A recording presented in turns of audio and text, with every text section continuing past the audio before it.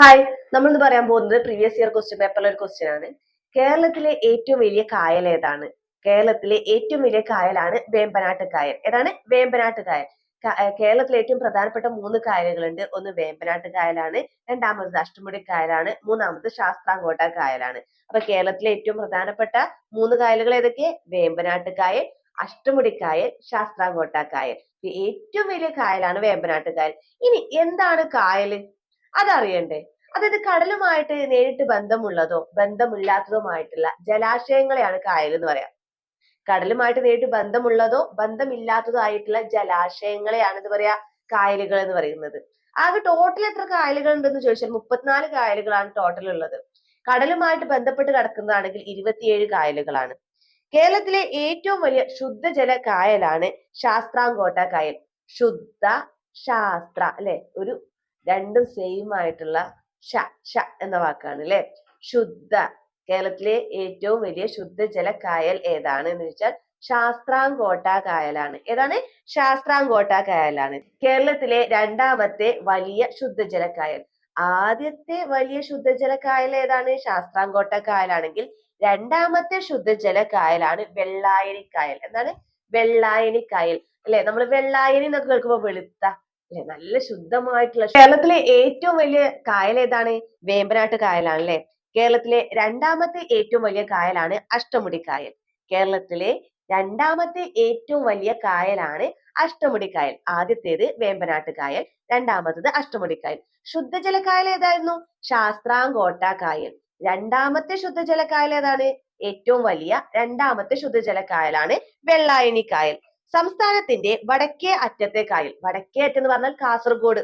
കാസർഗോഡ് ഭാഗത്ത് ഒരു കായലുണ്ട്. സംസ്ഥാനത്തിന്റെ വടക്കേ അറ്റത്തുള്ള കായലാണ് ഉപ്പള കായൽ. ഏതാണ്? ഉപ്പള കായൽ. കാസർഗോഡ് ജില്ലയിലാണ് കേട്ടോ. കേരളത്തിന്റെ ഏറ്റവും വടക്കേ അറ്റത്തുള്ള ശുദ്ധജല കായൽ. നമ്മൾ പറഞ്ഞത് കേരളത്തിന്റെ ഏറ്റവും വടക്കേ അറ്റത്തുള്ള കായൽ ഏതാണ്? ഉപ്പള കായലാണ്. എന്നാൽ ശുദ്ധജല കായൽ ഏതാണ്? പൂക്കോട് കായലാണ്. ഏതാണ്? പൂക്കോട് തടാകം. അതായത് പൂക്കോട് തടാകം വയനാട്ടിലാണ്. പൂക്കോട് തടാകം വയനാട്ടിലാണ്. അപ്പൊ ഒന്നുകൂടി പറയാം, കേരളത്തിലെ ഏറ്റവും വലിയ കായൽ ഏതാണ്? വേമ്പനാട്ട് കായലാണ്. ഏറ്റവും വലിയ രണ്ടാമത്തെ കായൽ ഏതാണ്? അഷ്ടമുടി കായലാണ്. കേരളത്തിലെ ഏറ്റവും വലിയ ശുദ്ധജല കായൽ ഏതാണ്? ശാസ്താംകോട്ട കായലാണ്.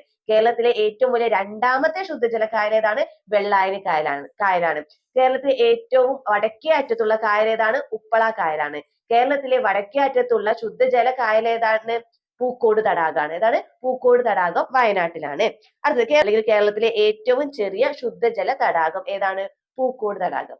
കേരളത്തിലെ ഏറ്റവും ചെറിയ ശുദ്ധജല തടാകമാണ് ഏത്? പൂക്കോട് തടാകം വയനാട്ടില്. നമ്മൾ എന്താ പഠിച്ചത്? കേരളത്തിലെ ഏറ്റവും വടക്കേ അറ്റത്തുള്ള ശുദ്ധജല തടാകം പൂക്കോട് തടാകമാണ്. കേരളത്തിലെ ഏറ്റവും ചെറിയ ശുദ്ധജല തടാകം ഏതാണ്? പൂക്കോട് തടാകമാണ് കേട്ടോ, വയനാട്ടിലാണ്. ഹൃദയത്തിന്റെ ആകൃതിയിലുള്ള തടാകം. ഹൃദയത്തിന്റെ ആകൃതിയിലുള്ള തടാകമാണ് ചെമ്പ്ര തടാകം. ഏതാണ്? ചെമ്പ്ര തടാകം മേപ്പാടി വയനാട്ടിലാണ്. ഹൃദയത്തിന്റെ ആകൃതിയിലുള്ളത് ഏതാണ്? ചെമ്പ്ര. ഏതാണ്? ചെമ്പ്ര. സമുദ്രനിരപ്പിൽ നിന്നും ഏറ്റവും ഉയരത്തിലുള്ള കേരളത്തിലെ തടാകം ഏതാണ്? പൂക്കോട് തടാകമാണ്. സമുദ്രനിരപ്പിൽ നിന്നും ഏറ്റവും ഉയരത്തിലുള്ള തടാകം ഏതാണ്? പൂക്കോട് തടാകം. പൂക്കോട് തടാകത്തിനെ കുറിച്ച് 3 പഠിച്ചു. ഏതാണ്? കേരളത്തിലെ ഏറ്റവും വടക്കേ അറ്റത്തുള്ള ശുദ്ധജല തടാകമാണേത്? പൂക്കോട് തടാകം എന്ന് പറയുന്നത്. കേരളത്തിലെ ഏറ്റവും ചെറിയ ശുദ്ധജല തടാകമാണേത്? പൂക്കോട് തടാകം. സമുദ്രനിരപ്പിൽ നിന്നും ഏറ്റവും ഉയരത്തിലുള്ള തടാകം ഏതാണ്? പൂക്കോട് തടാകമാണ്. കേരളത്തിലെ തെക്കേ അറ്റത്തുള്ള കായൽ. തെക്കേ അറ്റം, അതായത് തിരുവനന്തപുരം, അതിലെ തെക്ക്. കേരളത്തിന്റെ തെക്കേ അറ്റത്തുള്ള കായൽ ഏതാണ്? വേളിക്കായൽ. ഏതാണ്? വേളിക്കായൽ. ഏതാണ്? വേളിക്കായൽ.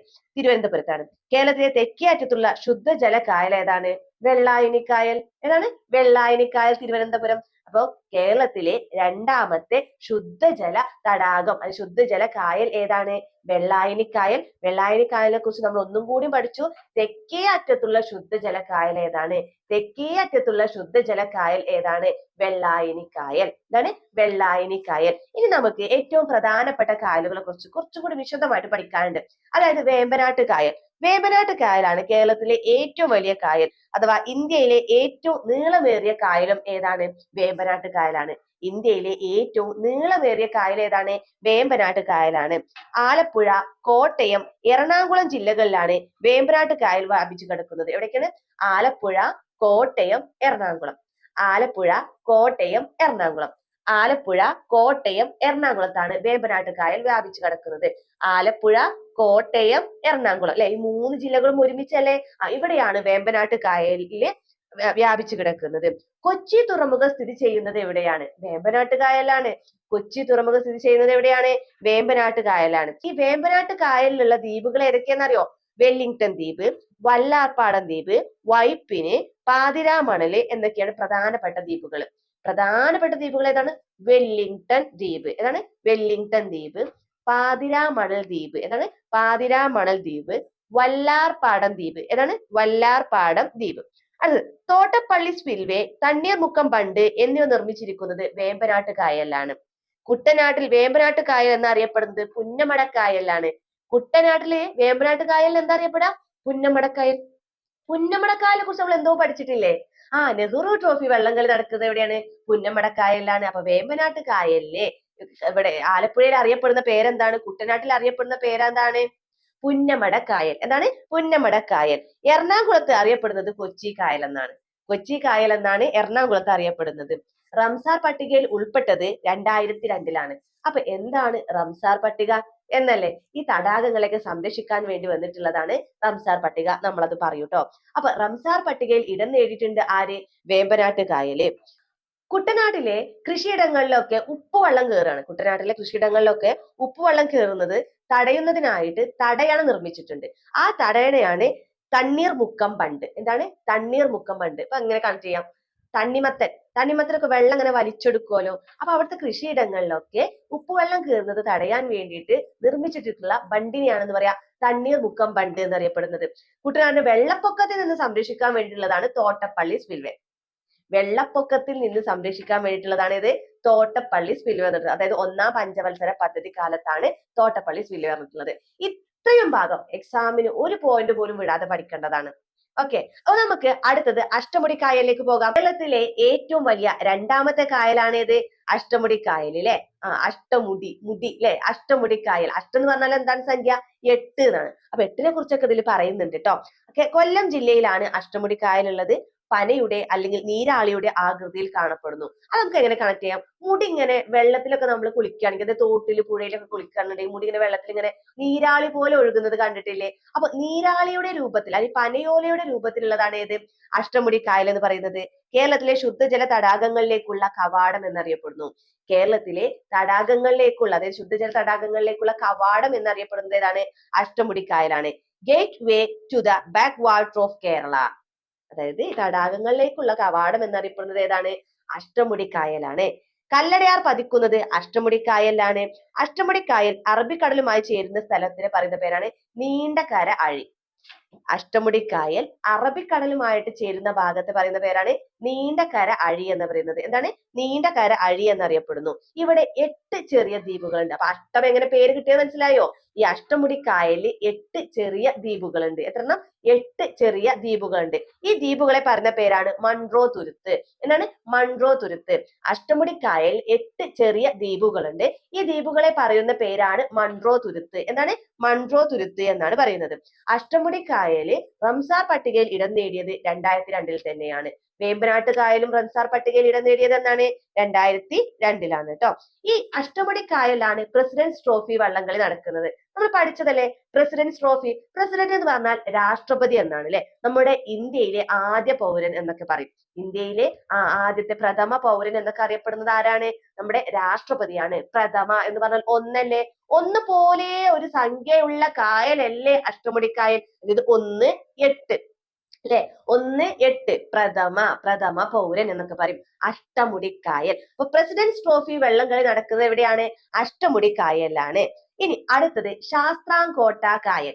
ഇപ്പോ പ്രധാനപ്പെട്ട 3ാമത്തെ കായലാണിത്, ശാസ്താംകോട്ട കായൽ. ശാസ്താംകോട്ട കായലിനെ കുറിച്ച് നമ്മൾ പറഞ്ഞു. കേരളത്തിലെ ഏറ്റവും വലിയ ശുദ്ധജല തടാകമാണ് ഏത്? ശാസ്താംകോട്ട കായൽ എന്നറിയപ്പെടുന്നത്. ഈ ശാസ്താംകോട്ട കായലും കൊല്ലം ജില്ലയിലാണ്. അഷ്ടമുടി കായലും കൊല്ലം ജില്ലയിൽ തന്നെയാണ്. ശാസ്താംകോട്ട കായലും കൊല്ലം ജില്ലയിൽ തന്നെയാണ്. ഇംഗ്ലീഷ് അക്ഷരമാലയിലെ F ആകൃതിയിൽ കാണപ്പെടുന്നു. ഇംഗ്ലീഷ് അക്ഷരമാലയിലെ F ആകൃതിയിൽ കാണപ്പെടുന്നതാണ് ഏത്? ശാസ്താംകോട്ട കായൽ. റംസാർ പട്ടികയിൽ ഉൾപ്പെട്ട വർഷം 2002-ആണ്. കായലുകളുടെ രാജ്ഞി എന്നറിയപ്പെടുന്നതാണ് ശാസ്താംകോട്ട കായൽ. കായലുകളുടെ രാജ്ഞി എന്നറിയപ്പെടുന്നതാണ് ശാസ്താംകോട്ട കായൽ. ഇനി അടുത്തത് പൂക്കോട് തടാകം. പൂക്കോട് തടാകത്തിനെ കുറിച്ച് നമ്മൾ ഓൾറെഡി പറഞ്ഞു. വയനാട്ടിലുള്ളതാണ് പൂക്കോട് തടാകം എന്ന് പറയുന്നത്. സമുദ്രനിരപ്പിൽ നിന്ന് ഏറ്റവും ഉയരത്തിലുള്ള തടാകം ഏതാണ്? പൂക്കോട് തടാകമാണ്. ഏറ്റവും വടക്കേ അറ്റത്തെ ശുദ്ധജല തടാകം ഏതാണ്? പൂക്കോട് തടാകമാണ്. ഏറ്റവും ചെറിയ ശുദ്ധജല തടാകം ഏതാണ്? അതും പൂക്കോട് തടാകമാണ്. പൂക്കോട് തടാകം സ്ഥിതി ചെയ്യുന്നത് വയനാട്ടിലാണ്. ഭൂപടത്തിന്റെ ആകൃതിയുള്ള, അതായത് ഇന്ത്യയുടെ ഭൂപടത്തിന്റെ ആകൃതിയിലുള്ള തടാകമാണ് പൂക്കോട് തടാകം. ഏതാണ്? പൂക്കോട് തടാകം. കുറെ നേരമായി മിസ് റംസാർ പട്ടിക റംസാർ പട്ടിക റംസാർ പട്ടിക എന്ന് പറയുന്നത്. എന്താണ് റംസാർ പട്ടിക എന്ന് അറിയപ്പെടുന്നത്? നമുക്കൊന്ന് നോക്കിയാലോ. അതായത് ഈ തടാകങ്ങളെയൊക്കെ സംരക്ഷിക്കാൻ വേണ്ടിയിട്ടുണ്ടായിട്ടുള്ള ഒരു ഉച്ചകോടിയൊക്കെ കൂടിയിട്ടുണ്ടായിട്ടുള്ളതാണ് റംസാർ പട്ടിക. ഇതിൽ ഉൾപ്പെട്ടിട്ടുള്ള എല്ലാ തണ്ണീർത്തടങ്ങളും അതേപോലെ തന്നെ ജലസംഭരണികളൊന്നും നമുക്ക് നശിപ്പിക്കാനോ തൊടാനോ ഒന്നും തന്നെ പറ്റൂല. അത്രയും സംരക്ഷിച്ചിട്ടുള്ളതാണ് എന്ത്? റംസാർ പട്ടികയിൽ ഉൾപ്പെട്ടിട്ടുള്ള ഓരോ തണ്ണീർത്തടങ്ങളും. അപ്പൊ നോക്കാം. തണ്ണീർത്തടങ്ങളെ സംരക്ഷിക്കുകയും സുസ്ഥിരമായി ഉപയോഗപ്പെടുത്തുകയും ചെയ്യുന്നത് സംബന്ധിച്ച് 1971 ഫെബ്രുവരി 2 ഇറാനിൽ വെച്ച് ഒപ്പുവെച്ച അന്താരാഷ്ട്ര കരാറാണ് റംസാർ കൺവെൻഷൻ എന്നറിയപ്പെടുന്നത്. 1971 ഫെബ്രുവരി 2 അന്താരാഷ്ട്ര കരാറാണ് എന്ത്? Ramsar convention. അതായത് തണ്ണീർത്തടങ്ങൾ നമ്മൾ ദുരുപയോഗം ചെയ്യരുത്. അത് നമുക്ക് ആവശ്യമായിട്ടുള്ള ഉപയോഗപ്രദമായിട്ടുള്ള കാര്യങ്ങൾ ചെയ്യാമെങ്കിലും മനുഷ്യന്റെ കൈകടത്തലിലൂടെ തന്നെ നമുക്ക് തണ്ണീർത്തടങ്ങൾ നമുക്ക് തൊടാൻ പോലും പാടില്ല. ഇത് റംസാർ പട്ടികയിൽ ഇപ്പൊ 94ഓളം, ഇന്ത്യയിൽ നിന്ന് 94ഓളം ജലസംഭരണികൾ അതേപോലെ തണ്ണീർത്തടങ്ങളൊക്കെ ഉൾപ്പെട്ടിട്ടുണ്ട്. ഓക്കെ, റംസാർ പട്ടികയിൽ എത്ര ഇപ്പത്തെ കണക്കനുസരിച്ച് 94ഓളം എന്ത് ചെയ്തിട്ടുണ്ട്? ഉൾപ്പെട്ടിട്ടുണ്ട്. കേരളത്തിൽ നിന്ന് എത്ര ഉൾപ്പെട്ടത്? 3 വേമ്പനാട്ട് കായൽ, രണ്ടാമത് അഷ്ടമുടിക്കായൽ, മൂന്നാമത് ശാസ്താംകോട്ട കായൽ. ഏതിലാണ് ഉൾപ്പെട്ടത്? റംസാർ ഉടമ്പടിയിൽ ഉൾപ്പെട്ടിട്ടുണ്ട്, റംസാർ പട്ടികയിൽ ഉൾപ്പെട്ടിട്ടുണ്ട്. റംസാർ ഉടമ്പടി നിലവിൽ വന്നത് 1975 2002 കേരളത്തിൽ നിന്നും റംസാർ പട്ടികയിൽ ഇടം പിടിച്ച കായലാണ് വേമ്പനാട്ട് കായൽ, അഷ്ടമുടി കായൽ, ശാസ്താംകോട്ട കായൽ. ഭൂമിയുടെ വൃക്ക എന്നറിയപ്പെടുന്നത് തണ്ണീർത്തടങ്ങളാണ്. ഭൂമിയുടെ വൃക്ക എന്നറിയപ്പെടുന്നത് ഏതാണ്? തണ്ണീർത്തടങ്ങളാണ്. ഭൂമിയുടെ വൃക്ക എന്നറിയപ്പെടുന്നത് തണ്ണീർത്തടങ്ങളാണ്. അപ്പൊ നമ്മൾ ഇന്ന് കായലുകളെ കുറിച്ച് എല്ലാ വിവരങ്ങളും പഠിച്ചിട്ടുണ്ട്. നല്ല ഉഷാറായിട്ട് പഠിക്കുക. ഇനി വരാൻ പോകുന്ന എക്സാമിന് തീർച്ചയായിട്ടും ഇതിൽ നിന്നൊരു ക്വസ്റ്റ്യൻ ഉണ്ടായിരിക്കും കേട്ടോ.